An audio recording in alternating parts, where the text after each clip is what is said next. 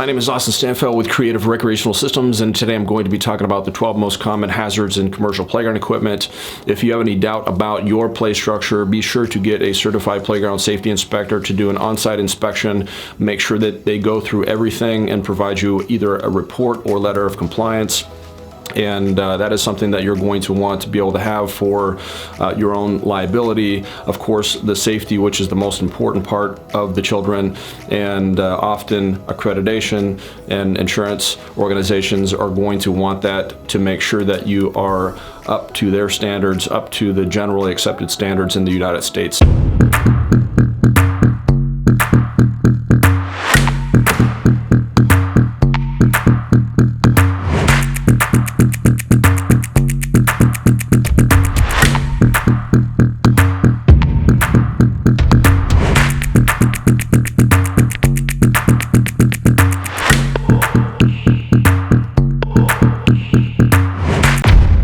Number one, improper protective surfacing. The surface or ground under and around the playground equipment should be soft enough to cushion a fall. Acceptable surfaces include engineered wood fiber, wood chips, sand, pea gravel, synthetic rubber tiles, shredded rubber, mats, poured-in-place rubber. Unacceptable surfaces include concrete, blacktop, packed earth, and grass.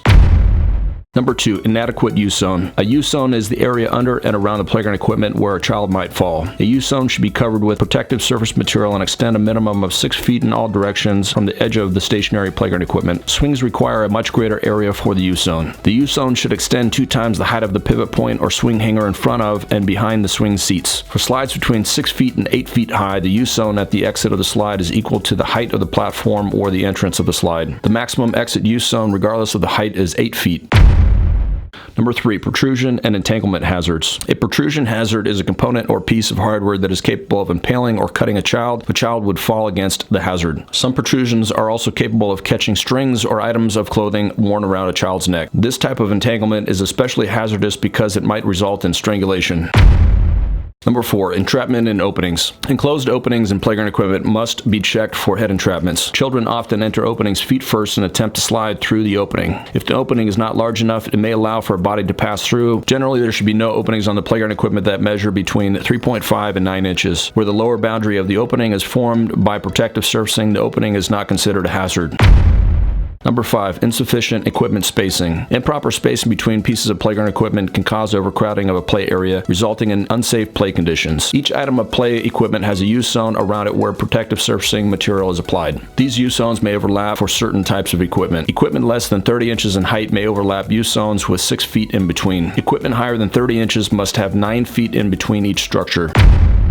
Trip hazards. Trip hazards are created by play structure components or items on the playground. Common trip hazards often found in play environments include exposed concrete footings, abrupt changes in surface elevation, tree roots, tree stumps, and rocks.